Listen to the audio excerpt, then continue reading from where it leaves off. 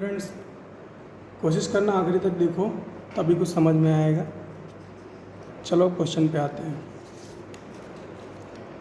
Friends, हमें एक दे रखा है कि तीन आइडेंटिकल बॉल्स हैं स्मॉल एम मास की, जिनको मासलेस कनेक्टिंग रॉड से, ये जो कनेक्टिंग रॉड्स हैं मासलेस हैं, से अटैच करके एक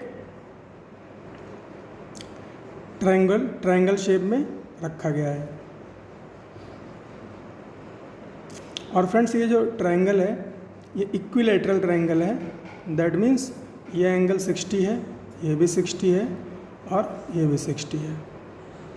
अब फ्रेंड्स, बोला गया है कि ये जो बॉल है जो पॉइंट ए पर रखी हुई है, ये पॉइंट ए है, ये बी है, ये सी है, ये जो बॉल है ये पॉइंट ए पर रखी गई है, इसको हिंज कर दिया गया, और फ्रेंड्स इस कंप्लीट सिस्टम को एंगुलर स्पीड ओमेगा, एक कांस्टेंट एंगुलर स्पीड ओमेगा से घुमाया गया।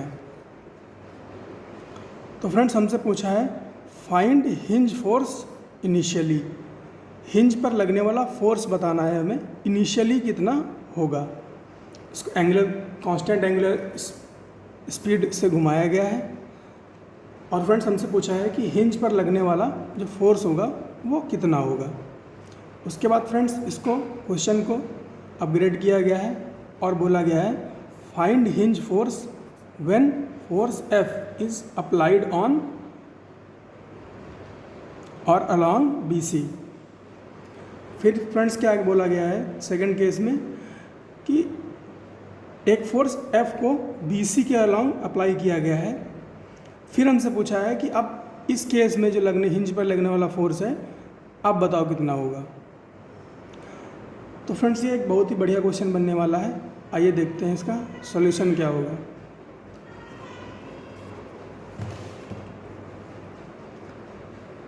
तो फ्रेंड्स, ये जो कंप्लीट सिस्टम है ये हॉरिजॉन्टल टेबल पे रखा हुआ है और मासलेस कनेक्टिंग रॉड से इन तीनों बॉल को जोड़ा गया है। फ्रेंड्स, मान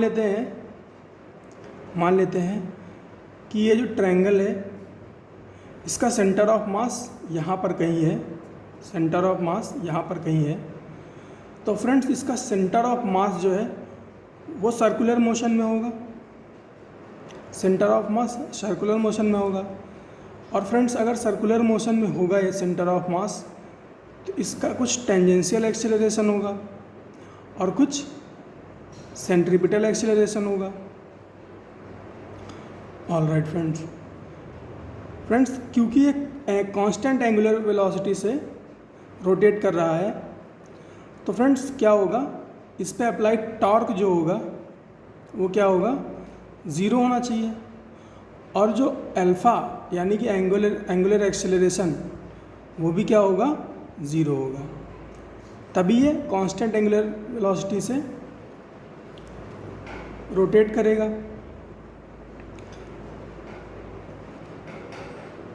तो फ्रेंड्स, अगर अल्फ़ा ज़ीरो है, तो ये जो टेंजेंशियल वेलोसिटी है सेंटर ऑफ मास की, ये कितनी हो जाएगी, ये होती है टेंजेंशियल वेलोसिटी आर अल्फ़ा होती है, तो ये क्या हो जाएगी, 0।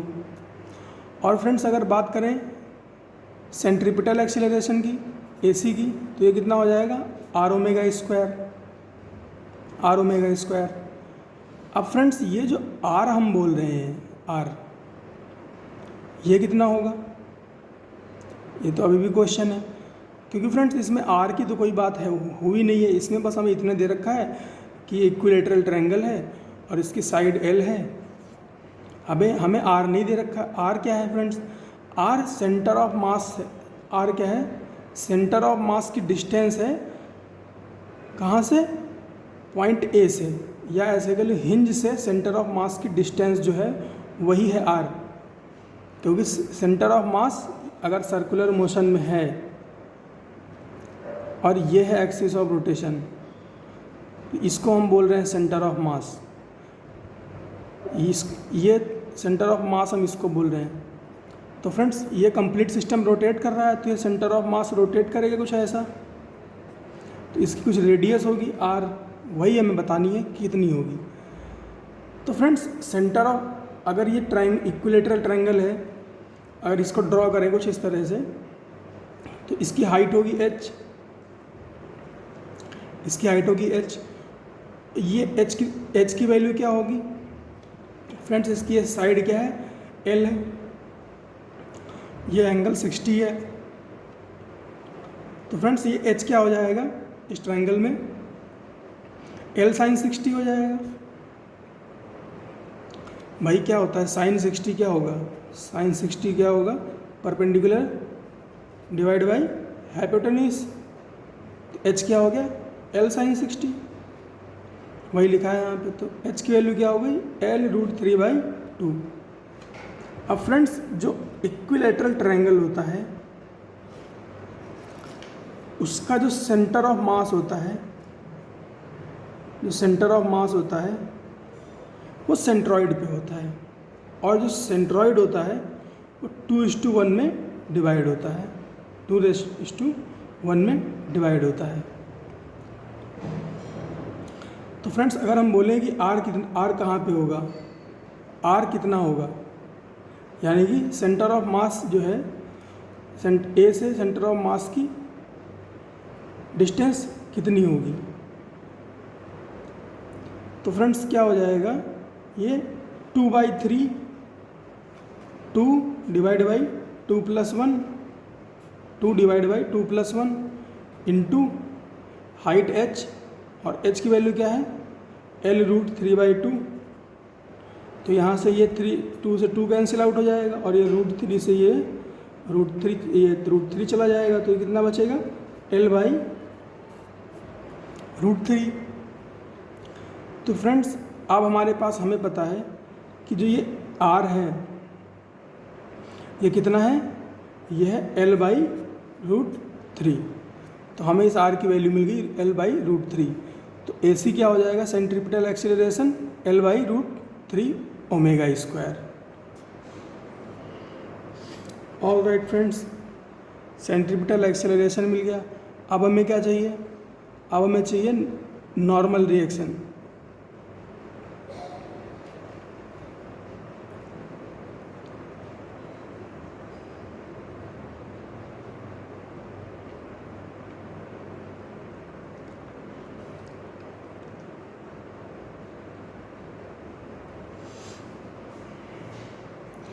तो फ्रेंड्स ये जो ट्रायंगल देख रहे हो, इसके ऊपर ये हिंज है, अगर तो इसके ऊपर क्या होगा, एक यहाँ पर नॉर्मल रिएक्शन होगी और एक कुछ ऐसी नॉर्मल रिएक्शन होगी। हमें नहीं पता, हम बस एज्यूम कर रहे हैं कि एक हॉरिजॉन्टल, ये हिंज है, हिंज पर एक वर्टिकल नॉर्मल रिएक्शन है N1 और एक हॉरिजॉन्टल नॉर्मल रिएक्शन है N2।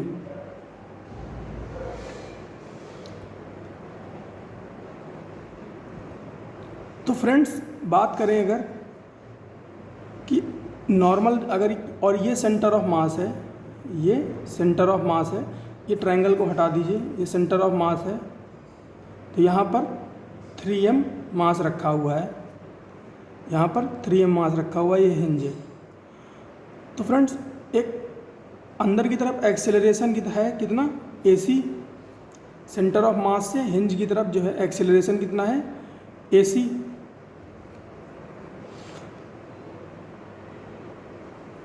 तो फ्रेंड्स ये जो N1 है वो क्या हो जाएगा, किसके बराबर हो जाएगा, F = ma की अगर बात करें, F = ma की अगर बात करें तो N1 किसके बराबर होना चाहिए,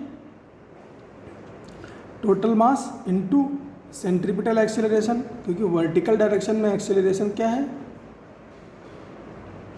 केवल सेंट्रीपिटल एक्सेलरेशन है, और कोई तो है नहीं, और ना ही और कोई फोर्स है। तो इसलिए फ्रेंड्स क्या हो जाएगा, ये 3m और ये सेंट्रीपिटल एक्सेलरेशन रख लिया कितना, l√3 ω²। तो N1 की वैल्यू क्या आ गई, √3 ml ω²। और फ्रेंड्स अगर बात करें N2 की, N2 की बात करें, N2 क्या है, N2 है हॉरिजॉन्टल डायरेक्शन में नॉर्मल रिएक्शन। तो फ्रेंड्स नॉर्मल डायरेक्शन में अगर F = ma लगाएं तो क्या हो जाएगा, ये n2 हो गया, ये 3m हो गया, और एक्सेलरेशन कौन सा है, ये टेंजेंशियल एक्सेलरेशन है केवल, तो टेंजेंशियल एक्सेलरेशन हो गया, मल्टीप्लाई कर दिया। फ्रेंड्स टेंजेंशियल एक्सेलरेशन की वैल्यू कितनी है, 0, तो नॉर्मल रिएक्शन n2 क्या हो जाएगा, 0। तो यहाँ से फ्रेंड्स हमें n1 और n2 की वैल्यू मिल गई। ये तो हो गई फ्रेंड्स केस 1। अब बात करते हैं केस 2 की।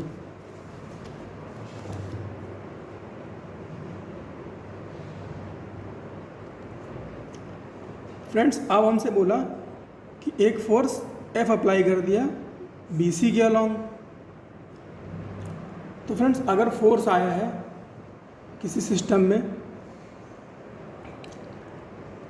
तो क्या करेगा, ये टॉर्क प्रोवाइड करेगा। और फ्रेंड्स इसकी डिस्टेंस, अगर हम टॉर्क की बात करें, अगर रोटेशनल एक्सिस से इसकी डिस्टेंस की बात करें, ये परपेंडिकुलर डिस्टेंस की, तो ये कितनी हो जाएगी, ये L है, ये 60 है, तो ये 30 हो जाएगा,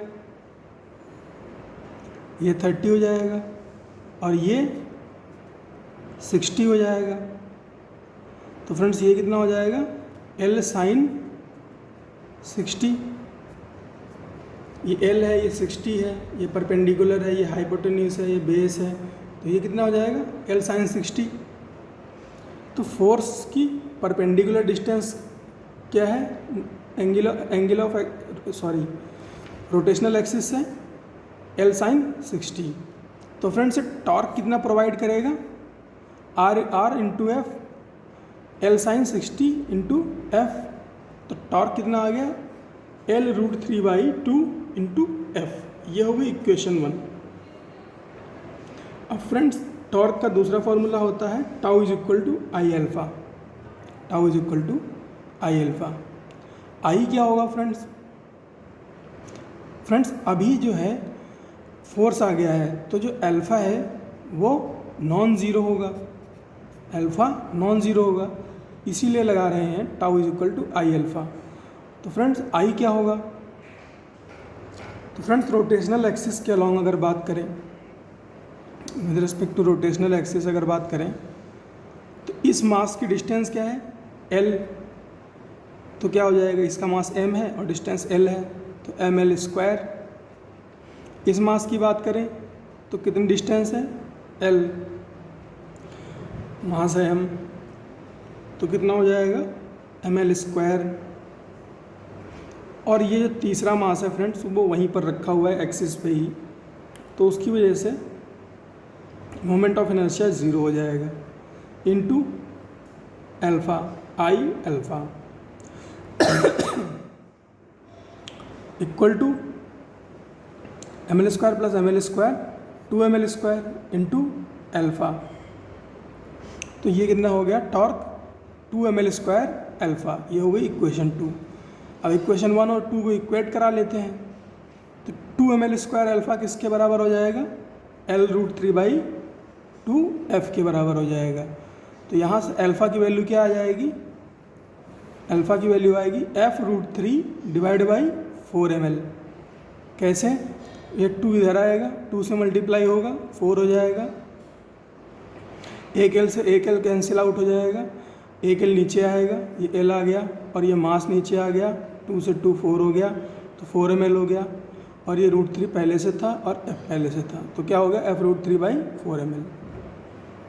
अब फ्रेंड्स अगर बात करें टेंजेंशियल एक्सीलरेशन की, तो अब क्या टेंजेंशियल एक्सीलरेशन होगा, बिल्कुल होगा। क्यों, क्योंकि अल्फ़ा नॉन ज़ीरो है। फ्रेंड्स टेंजेंशियल एक्सीलरेशन क्या होता है, आर अल्फ़ा। आर क्या है, आर डिस्टेंस है सेंटर ऑफ मास की, कहाँ से, और ये टेंजेंशियल एक्सीलरेशन भी हम किसके बात कर रहे हैं, ये टेंजेंशियल एक्सीलरेशन है सेंटर ऑफ मास का। तो ये आर क्या है, आर डिस्टेंस है सेंटर ऑफ मास की, कहाँ से, एक्सिस ऑफ रोटेशन से। अभी हमने पिछले पार्ट में कैलकुलेट करी थी, और ये कितनी आई थी, L√3 आई थी, तो हमने रख लिया L√3 इंटू अल्फ़ा कितना है, F√3/4ml, वो भी रख लिया। फ्रेंड्स एल से एल कैंसिल आउट हो जाएगा, √3 से √3 कैंसिल आउट हो जाएगा, क्या बचा F/4m, तो ये F/4m बचा।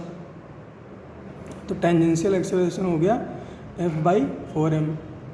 अब अगर बात करें सेंट्रीपिटल एक्सेलरेशन की, तो ये कितना हो जाएगा, AC = R⍵² L/√3 इंटू ω²।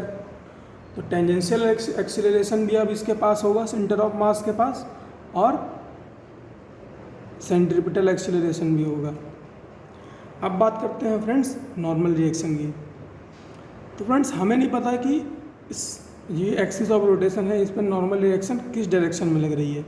तो हम एक अज्यूम करते हैं नॉर्मल रिएक्शन वर्टिकल डायरेक्शन में N1 और एक हॉरिजॉन्टल डायरेक्शन में N2। तो फ्रेंड्स नॉर्मल अगर हम बात करें फोर्सेज इन वाई डायरेक्शन, तो कौन सा फोर्स है, केवल N1 फोर्स है, तो हमने लिख लिया N1।